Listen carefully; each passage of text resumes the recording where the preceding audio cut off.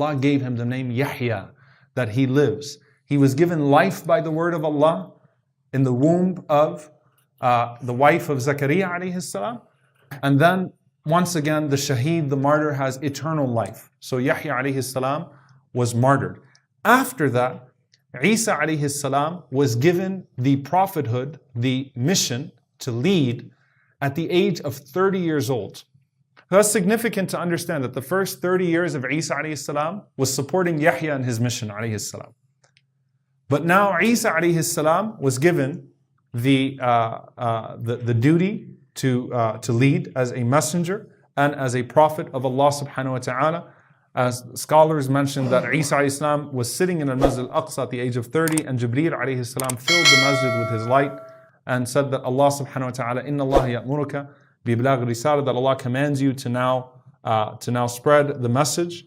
That Isa alayhi salam stood up and said, Ya Bani Israel, u'budullah rabbi wa rabbakum, O children of Israel, worship my Lord and worship Allah, my Lord and your Lord. And this is where Allah mentions وَآتَيْنَا عِيسَى ابْنَ مَرْيَمَ الْإِنْجِيلَ هُدًى وَنُورًا وَمُصَدِّقًا لِمَا بَيْنَ يَدَيْهِ مِنَ التَّوْرَاةِ وَمَوْعِظَةً لِلْمُتَّقِينَ. So Allah describes giving Isa alayhi salam the gospel.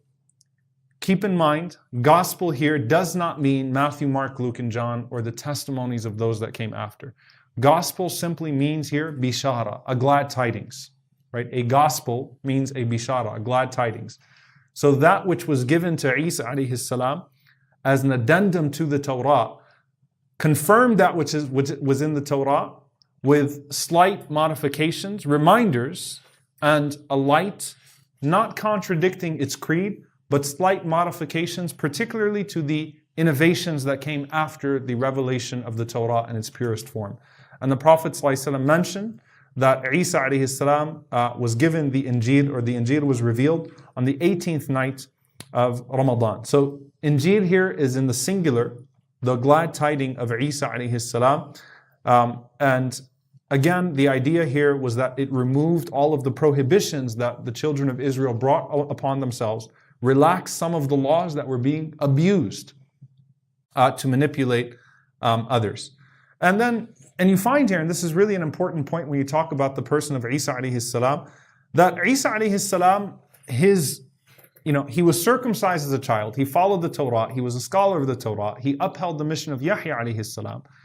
So he's coming with the same message at its core of Musa alayhi salam.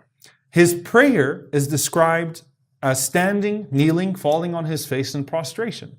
So standing, ruku', sujood, in the Bible. As it exists today. So you'll find him constantly falling on his face in prostration. And when the Council of Nicaea, some of you took the class on Salman al-Farisi radiallahu anhu, the Council of Nicaea forbade the kneeling and the prostration, but some of the Eastern churches refused. And so they maintained the sujood and the ruku', the kneeling and the prostration. And Salman saw the people in Persia, the Christians in Persia, still doing ruku' and sujood. So Isa is described still as retreating from the people, falling on his face in prayer, in sajda, in ruku', in bowing, in kneeling. And what was his da'wah like? Well, the maw'idah of Isa, the call of Jesus, peace be upon him, was to people of conscience, was to people of piety and taqwa. That the message has been spoiled. ثُمَّ قَسَتْ قُلُوبُكُم مِّن بَعْدِ ذَلِكَ فَهِيَ كَالْحِجَارَةِ أَوْ أَشَدُّ قَسْوَةً. That the hearts have been hardened